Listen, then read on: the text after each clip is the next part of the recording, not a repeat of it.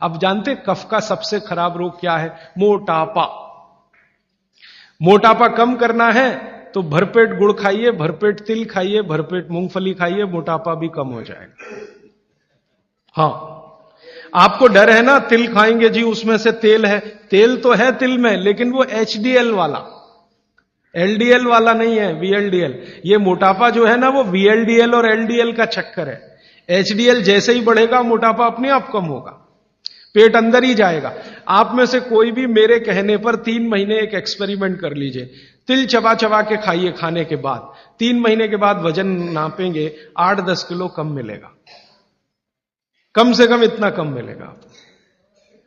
खाना खाया, खाने के बाद आप सौंफ खाते हैं ना, सौंफ की जगह तिल खाइए, और काला खाया तो और ज्यादा वजन कम मिलेगा। काला तिल एक है सफेद, काले की गुणवत्ता सफेद से भी ज्यादा है। लेकिन ये इन्हीं 4 महीनों में, गर्मी में अगर आपने यही तिल खाया तो प्रॉब्लम आएगी। भागवत जी कहते हैं कि तिल खाने का सबसे अच्छा समय वही है जो आज चल रहा है, ये फरवरी तक चलेगा।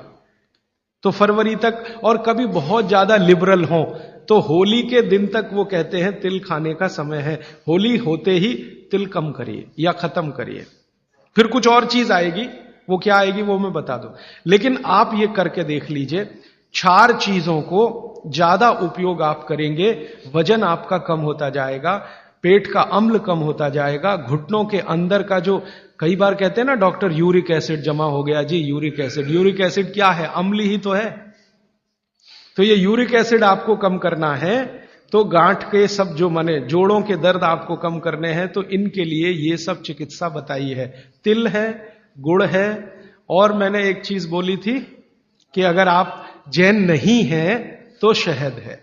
शहद में भागवत जी कहते हैं छोटी मधुमक्खी का शहद, बड़ी का नहीं।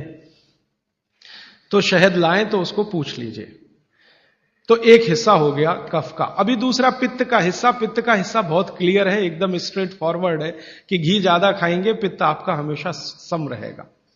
और ज्यादा घी खाने का जो समय है वो बारिश के दिनों में और ये जो गर्मी के दिन होते हैं ना, उस समय घी ज्यादा खाइए ताकि पित्त को कंट्रोल करके रखे। और वात के लिए मैं पहले ही बता चुका हूं, शुद्ध पित्त। अभी ये जितनी बात है आप सोचो कितनी सरल है।